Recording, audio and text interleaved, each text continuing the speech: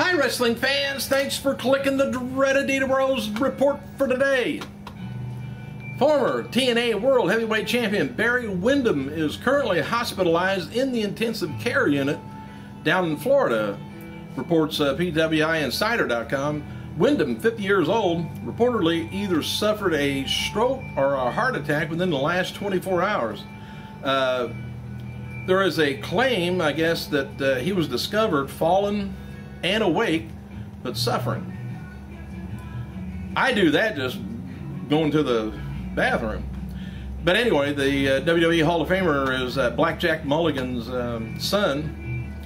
Blackjack posted on his Facebook account asking fans to keep Windham in their prayers.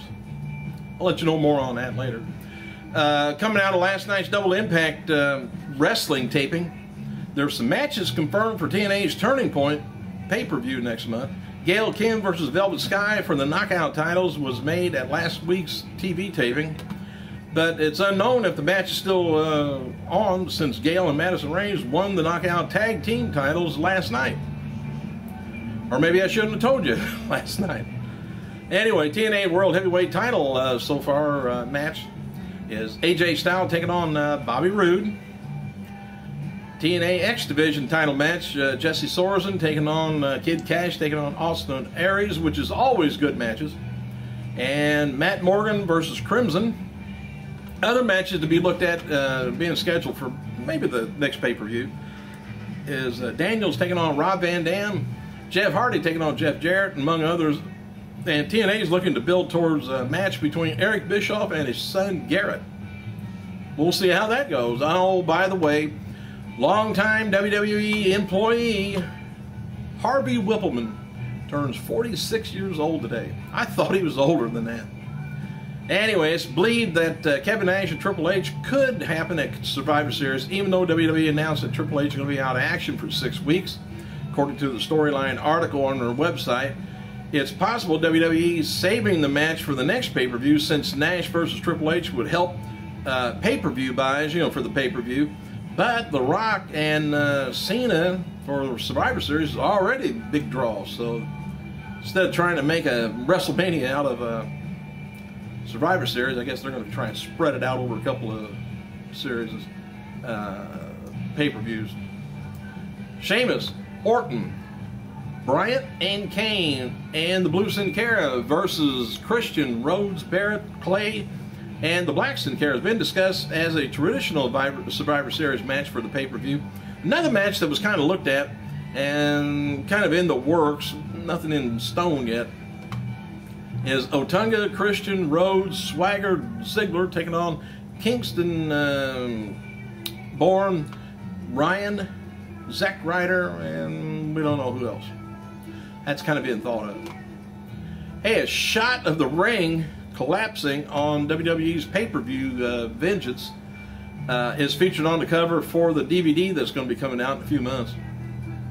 Official WWE WrestleMania 28 pre-sale ticket kickoff party will take place Friday, November 4th at 7 p.m. at Bayfront Park, Miami. Tickets will be available to purchase at a free party, as well as food, music, Kids Zone fireworks. Stars scheduled to appear is going to be the usual suspects.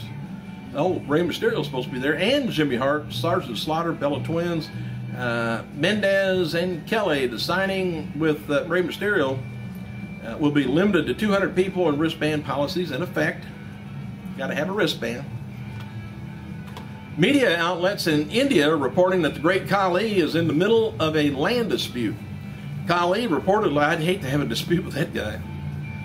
Khali reportedly, now this is unbelievable to me, purchased land to build a wrestling school, but neighbors say that his 1 acre of land is within the area that was purchased by Khali. Khali left to return to the United States after purchasing the land, so police are investigating the land dispute. But Khali is going to show people how to wrestle and walk to the ring like you got 50-pound feet. And what's good news for TNA, as Spike is moving away from this kind of content, as Viacom is purchasing a stake in Bellator Fighting Championship MMA company. They will debut on Spike TV in 2013. Bellator CEO was at last night's TVA Impact taping in Georgia and will do some commentary on November 10th episode. Expect a lot of cross promotions from Bellator to TNA, something you didn't see with UFC when it was on Spike. For some reason, they act like each other didn't exist. Word early on the TNA Bound for Glory pay-per-view is that it could be between 20,000 to 25,000 buys. This ain't good. In 2010, the Bound for Glory did 35 to 40,000 buys. That don't look good for next year. If economy still is in the commode like it is now. Stand a Man with Stopwatch Hands said WWE's Vengeance pay-per-view on Sunday was 1 hour and 44 minutes of in-ring action, up from Hell in the Cell pay-per-view. Former WWE executive Donna Goldsmith, who quit earlier this year, recently signed a new job as a general manager of operations for 2014 New York, New Jersey Super Bowl host committee. September 26th, Raw Super Show had 373,000 homes that watched on tape delay or DVR'd it, which could have been 11% of the viewership that week. October 3rd had about same amount, about 378,000 watched on delay. 11% of the total viewers. I always watched on delay myself. TNA recently re-signed Mike Tenay so I could scan certain things. Anyway, TNA re-signed Mike Tenay to a new contract. I believe he re-upped for 2 years, and TNA's short list of potential replacements in case they couldn't reach a deal with Tenay is, I don't know, wasn't me.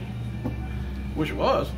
Hey, match for tonight's episode TNA Impact Wrestling includes Rob Van Dam taking on Daniels, Tara taking on Gail Kim, Eric Young taking on Robbie E, and Bully Ray versus Jeff Jarrett, Samoa Joe taking on Bobby Roode in the #1 contenders match.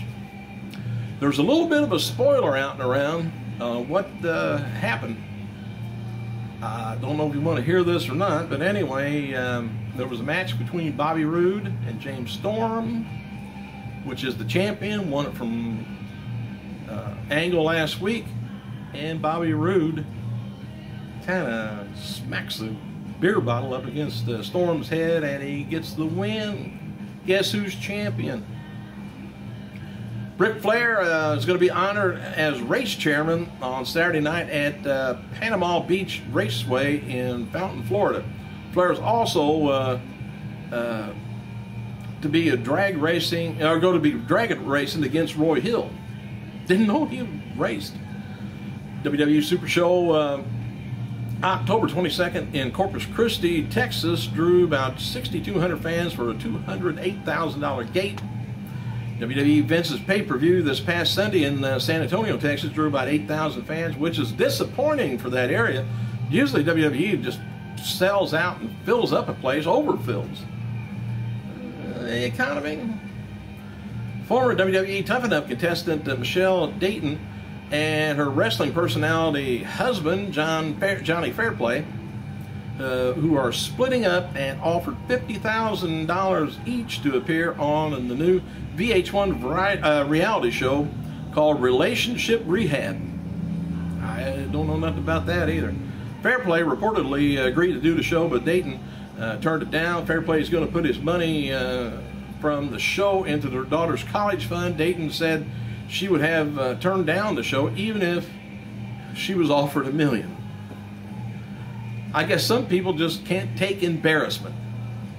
WWE and UFC took advertisements out in the Sports Business Journal a few weeks ago. WWE listed ConAgra Foods, 7-Eleven, Kmart, Mattel, Mars, THQ, and the National Guard as its sponsors. Companies claim that 74% of the audience is older than 21, 36% are women, and 19% are Hispanic. Now here's a card that WWE's live event in December 27th in Madison Square Garden is going to be going on. So this could tell you kind of the way things are going. CM Punk versus John Steele versus Alberto Del Rio in a steel cage match. Miz and R-Truth versus Kofi Kingston and Evan Bourne. And then there's going to be a battle royal with Santino Marella, Royal Ryder, McGillicuddy, Kingston, doing double duty, I guess, Riley, Hawkins, Evan Bourne, Otunga, Percy Watson, and Tyler Rex, JTG.